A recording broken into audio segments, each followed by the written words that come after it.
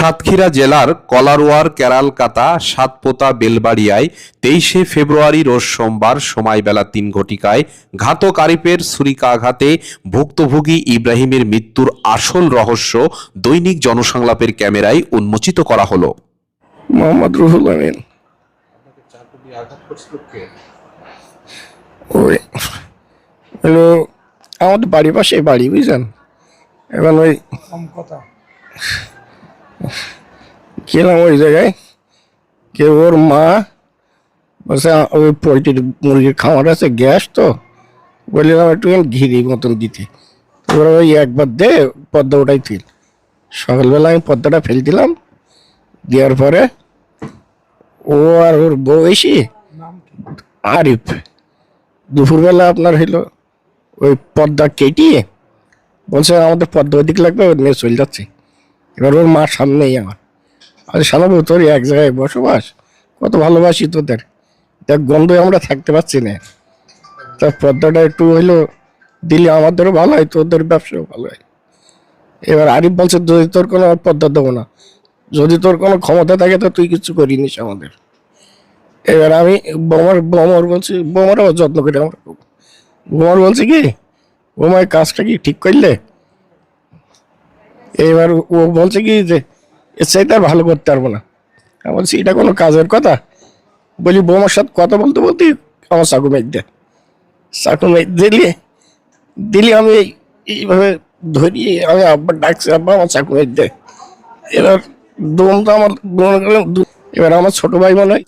বেলবাড়িয়া গ্রামের আহত রুহুল আমিন পিতা সলেমান শেখ, প্রতিবেশী ঘাতক আরিফ পিতা জামাল ও তার মা শাহানারা আরিফের স্ত্রীর উপস্থিতিতে রুহুল আমিন 23শে ফেব্রুয়ারি আনুমানিক বেলা 3 ঘটিকার সময় আরিফের মাকে লক্ষ্য করে রুহুল আমিন বলে, দাদি আমরা রোজা রয়েছি, মুরগির খামারের পর্দা কেন সরিয়ে দিচ্ছ, গন্ধ আসে, আমরা বাড়িতে থাকতে পারি না। এক পর্যায়ে আরিফের স্ত্রী সাথী রুহুল আমিনকে উদ্দেশ্য করে বলে, এর থেকে বেশি কিছু করতে পারবো না, পারলে থাকো না পারলে চলে যাও, যে কথা সেই কাজ। কথা শেষ হতে না হতেই পূর্ব পরিকল্পিত ভাবে ওত পেতে থাকা আরিফ গরু জবাই করা ছুরি দিয়ে ডান হাতের বুকের পাঁজরের নিচ বরাবর আঘাত করলে রোজাদার রুহুল আমিন মাটিতে লুটিয়ে পড়ে। ছোট ভাই ইব্রাহিম ঘটনা টের পেয়ে ভাইয়ের সাহায্যের জন্য এগিয়ে আসলে ঘাতক আরিফ একই ছুরি দিয়ে ইব্রাহিমের পাঁজরের নিচ বরাবর পেটের মধ্যে প্রবেশ করিয়ে দেয়, যার ফলে ইব্রাহিম কলিজার উপর আঘাত পড়ে এবং ঘটনাস্থলে ইব্রাহিমের মৃত্যু ঘটে। আমি বলতে চাচ্ছি আমার যে দুটো ছেলের মৃত্যুর শয্যায় একটা মারা গেছে, জায়গায় মারা গেছে, আর একটা ছেলে এখনো মৃত্যুর শয্যায় সে হাসপাতালে আছে। এখন আমরা এই দাড়ি পাল্টা জমাত করি, আমাদের এইভাবে ভোটের পরের তো শাসায় যে এবং তোদের মেরি ফেলাবো, কিন্তু সেই মারাটা আমার বউটা বলতো যে রুলাবিনের আব্বা আমার ছেলে দুটো বলো মেরি দেবে বলো। কারণ এই ঘটনার সংবাদ তাৎক্ষণিকভাবে উক্ত গ্রাম সহ অত্র এলাকায় ছড়িয়ে পড়লে ক্ষুব্ধ জনগণ আরিফের বাসগৃহের চতুর্পাশে ঘিরে ফেলে এবং স্থানীয় কলারোয়া থানাকে মুঠোফোনে জানালে থানা পুলিশ ঘটনাস্থলে উপস্থিত হয়ে সপরিবারে আরিফের পিতা জামাল, মা শাহানারা, স্ত্রী সাথীকে গ্রেপ্তার করতে সক্ষম হয়।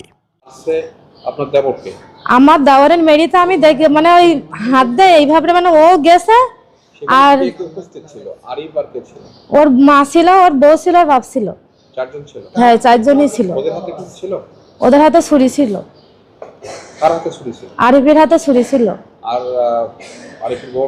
ও আরিফের বউ হলো ধরে গেল আমাদের হুজুর, হ্যাঁ হাত ধরে রাখছিল, আর আরিফ ছুরি মেরে, হ্যাঁ। স্থানীয় জনগণের বরাদ্দে জানা যায় ঘাতক আরিফ মৃত ইব্রাহিম ও তার পরিবারকে বিভিন্ন সময় মৃত্যুর হুমকি দিয়ে আসছিল, কেননা আরিফ তার বাসগৃহের আঙ্গিনায় 2টি মুরগির খামার গড়ে তুলেছিল দীর্ঘ 5 বছর যাবৎ, যার ফলে প্রতিবেশী রুহুল আমিনের পরিবারের সকলের নাকে মুরগির খামার থেকে দুর্গন্ধ ভেসে আসার সুবাদে বিভিন্ন সময় ঘাতক আরিফের পরিবারের সাথে বাক বিতণ্ড লেগেই থাকতো। এ বিষয় নিয়ে স্থানীয় গ্রাম্য গণ্যমান্যদের মাধ্যমে সুপারিশও করা হয়েছিল, তারা যেন মুরগির খামারে পর্দা ব্যবহার করে। ঘাতক আরিফ গণ্যমান্যদের কথা অনুযায়ী মুরগির খামারে পর্দা ব্যবহার করেছিল, যে পর্দা পুনরায় উন্মুক্ত করার কারণে রুহুল আমিন প্রতিবাদ করেছিল, আমরা পরিবারের সকলেই রোজা রয়েছি, রোজা থাকা অবস্থায় দুর্গন্ধ মেনে নেওয়া যায় না, যে কথার প্রেক্ষাপটে ঘাতক আরিফুল রুহুল আমিনের উপর ঝাঁপিয়ে পড়ে এবং হাতে থাকা গরু জবাই করা ছুরি দিয়ে রুহুল আমিনকে আঘাত করে গুরুতর আহত করে। দেখলেন কি মারা গেছে এখানে? না, চাবি খুঁজে আসার পরেও মারা যায়নি, ওর তখন সবেদা তলায় নিয়ে গেছে একটু উঁচুই, নিয়ে যাওয়ার পরে ওইখানেই মনে করেন যে শেষ নিঃশ্বাস ত্যাগ করেছিল। নাম মোসাম্মদ মুন্নি খাতুন। মুন্নি খাতুন? জি আচ্ছা, ঘটনা যখন ঘটছিল জি। তখন আপনি তাৎক্ষণিক আসছিলেন না? জি না, আমি মানে হাওমাও যখন শুরু হয়ে গেছে, যখন এদিকে সব মানে খুনোখুনি শুরু মানে হয়ে গেছে, তখন আমি এখানে আসছি। তারপরে আমি এসে দেখি এই জায়গায় আমাদের সেই বড় কাকা, মানে যার নাম রুলামিন, সে পড়েছিল, তার সবাই আটকায় ধরেছে। এবার হঠাৎ তাকায় দেখি বাথরুমের পাশে আমাদের ছোট কাকা পড়ে আছে, ইব্রাহিম, যে মৃত। তারপরে দেখি আমি আর আমার মেজি শাওরি এসে যখন তুলেছি বা তোলার চেষ্টা করছি, একটা পুরুষ মানুষ শুয়ে থাকা মানুষ যখন সোজা করার চেষ্টা করায় হয় না, তখন তার স্ত্রী এসে বসি, তখন ওর কোলের ভিতরে সোজা করে নেওয়ার পরে আমি তার গাতে উন্নাটা নিয়ে তার পেটের উপরে দিলাম, যে যে জায়গায় ক্ষত স্থান দিলে রক্তটা একটু বন্ধ হয়েছে। তখন হালকা জীবিত ছিল। কোথায় ছিল? ক্ষত স্থান ঠিক বুকের নিচে আর কি।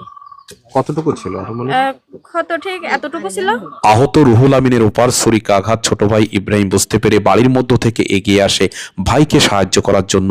ওত পেতে থাকা আরিফ ও তার পরিবারের সকলেই ইব্রাহিমের প্রতিবাদ ও ভাইকে সাহায্য করার মুহূর্তে ঘাতক আরিফ ইব্রাহিমের পেটের মধ্যে উক্ত ছুরি প্রবেশ করিয়ে দেয় এবং আরিফের স্ত্রীর সাথী ইব্রাহিমের হাত ধরে রাখে। আরিফের মা শাহানারা উস্কানি দিতে থাকে, যার ফলে ছোট ভাই ইব্রাহিমের ঘটনাস্থলে মৃত্যু ঘটে। এ বিষয় নিয়ে প্রতিবেশী উক্ত এলাকার সাধারণ জনগণের সাথে মত বিনিময়কালে উন্মোচিত হয় চাঞ্চল্যকর তথ্য। প্রতিবেশী এলাকার মানুষেরা দাবি করেছে আরিফ ও রুহুল আমিন দুই পরিবারের মধ্যে দীর্ঘদিন ধরে মুরগির খামার নিয়ে দ্বন্দ্ব চলে আসছিল, যে সূত্র ধরে রুহুল আমিন ও তার ভাইকে আঘাত করে আরিফ, যার ফলে ঘটনাস্থলে ছোট ভাই ইব্রাহিমের মৃত্যু হয়। তাৎক্ষণিকভাবে গুরুতর আহত অবস্থায় রুহুল আমিনকে সাতক্ষীরা সরকারি মেডিকেল কলেজ হাসপাতালে ভর্তি করা হয়। ভ্যান চালক রুহুল আমিন এবং ছোট ভাই ইব্রাহিম ভ্যান চালিয়ে মাঠা বিক্রি করে পরিবার পরিজন নিয়ে দিনাতিপাত করে চলেছিল। তার জন্য ফাঁসির অর্ডার হয়, তার মা এগিয়ে দিয়েছে, তার মার জন্য এইটা হয়েছে। তার মা যদি একটু পিছুটান করাই দিত, কিন্তু কখনো এই কাজ করতো না। মার উৎসাহে ছেলে এই কাজ করেছে। আচ্ছা, মারলো কেন? কারণ কি? মারলো এই যে আপনার এই গন্ধ, এই পোল্ট্রির গন্ধ করি ওদের বিপদ, বুঝছেন? এত মধ্যে মাঝে বলে যে গন্ধ আসছে, আমরা কিভাবে থাকবো, কিভাবে বাস করবো, এই একটা অনুতাপ। কিন্তু ওদের ভিতরে আর কি কোনো অনুতাপ আছে কিন্তু আমরা জানি না। এটা মাঝে মাঝে মাঝে বলে, তাই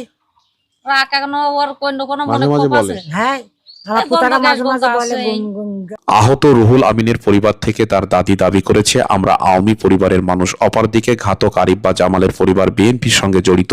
বিভিন্ন সময় আরিফ এমন কথাই বলেছিল, আমার সরকার ক্ষমতায় আসলে তোদেরকে ছুরির তলে দেব। যে কথা সেই কাজ করেছে ঘাতক আরিফ।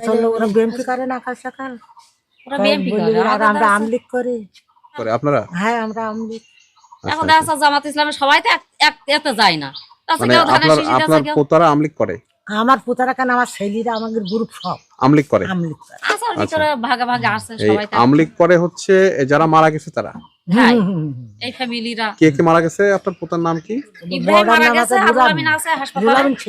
ও মারা গেছে? হ্যাঁ, আর ইব্রাহিম মারা গেছে, ইব্রাহিম শেখ মারা গেছে। আর রুহুল আমিন এখন হাসপাতালে। আপনারা আমলিক করতেন? হ্যাঁ হ্যাঁ। অত্র এলাকার ভ্যান চালক ও আহতর পিতা অভিযোগ করেছে, ঘাতক আরিফ রুহুল আমিন ও ইব্রাহিমকে হত্যার পরে স্থানীয় নেতা আব্দুল জব্বারকে মুঠোফোনে ফোন করে এমন কথাই বলে, দুটি লাশ ফেলে দিয়েছি, আমাকে উদ্ধার করো। আব্দুল জব্বার লিটনের ব্যাপারে খোঁজ খবর নিয়ে জানা যায়, আব্দুল জব্বার লিটন বর্তমান ক্ষমতাসীন দলের নেতা। জায়গায় শুনেছি, আমাদের পাড়ার লোকজনও বলছে, আমরাও শুনেছি যে বলি যে বিএনপি ক্ষমতায় আসলে ছুরির তলে দেবো, এইসব স্লোগান। কে বলছে? আরিফ বলছিল, যে মারছে সে বলছে। হ্যাঁ, যে মারছিল সে বলছে। সে মেরে তারপরে ফোন দেশে যে এক্ষুনি এসো। আর এই ফোনটাও দেশে আবার আমার এক স্বাস্থ্য ভাইয়ের কাছে, সেই লিডার আবার ফোন দেশে যে ওই জায়গায় দুটো লাশ পড়িয়েছে, কিটা দেখ। কিন্তু আমার স্বাস্থ্য ভাই, সে তো আমারই ভাই। হ্যাঁ, সে বলছে আমার ভাই। এখন তারা নিস্তব্ধ হয়ে গেছে। এই পর্যন্ত আমার বক্তব্য শেষ। আমার ভাইপোর লিডেল। কিন্তু রুহুল আমিনের পিতা সলেমান দাবি করেছে, আমরা দাঁড়িপাল্লায় ভোট দেওয়ার জন্য আমার দুই ছেলের মধ্যে ছোট ছেলেকে লাশ হয়ে এবং বড় ছেলে রুহুল আমিনকে গুরুতর আহত অবস্থায় হাসপাতালের বেডে কাতরাতে হচ্ছে। এ ব্যাপারে খোঁজ খবর নিয়ে জানা গেছে, রুহুল আমিনের পিতা আওয়ামী লীগের ক্ষমতার পালাবদল বা পরিবর্তনের পরবর্তীতে বাংলাদেশ জামাত ইসলামীতে যোগদান করে এবং অপরদিকে প্রতিবেশী ঘাতক আরিফের পরিবার বিএনপির সঙ্গে জড়িত থাকার কথা বলেছে অত্র এলাকার মানুষেরা, যার সুবাদে আরিফ ক্ষমতার অপব্যবহার করে হত্যাযজ্ঞ চালিয়েছে। কিন্তু আরিফের ব্যাপারে আরও তথ্য জানা গেছে। অত্র এলাকার মানুষ আওয়ামী সরকারের ক্ষমতায় থাকাকালীন অত্র এলাকার আওয়ামী লীগের নেতা স্বপনের সাথে আরিফের ছিল গভীর সম্পর্ক, যা স্বপনের সাথে রাজনীতি করার তথ্য দিয়েছে। এ ব্যাপারে বিএনপির নেতাকর্মীদের সাথে মত বিনিময় করে জানা যায় আরিফের বিএনপির কোনো নেতাকর্মীদের সাথে সম্পর্ক নেই। সে সুবিধাবাদী এবং রাজনীতিকে হাতিয়ার বানিয়ে ব্যবহার করার চেষ্টায় লিপ্ত মাত্র। আমরা ঘাতক আরিফের ব্যাপারে কোনো দায় নিব না। সে যে অন্যায় করেছে তার যথাযথ বিচার হোক। ঘাতক আরিফের পরিবারে জনমানব শূন্য হয়ে পড়েছে। দেখলে মনে হচ্ছে মৃত্যুপুরী। কোনো অপরাধী অপরাধ করে আইনের হাত থেকে মুক্তি পায়নি আজও, আর এটাই হলো আইনের শাসন। এ ব্যাপারে ঘাতক আরিফ সহ তার পরিবারের পিতামাতা স্ত্রীকে আসামি করে মৃত ইব্রাহিমের পিতা সুলাইমান সাতক্ষীরা কলারোয়া থানাতে একটি হত্যা মামলা দায়ের করেছেন।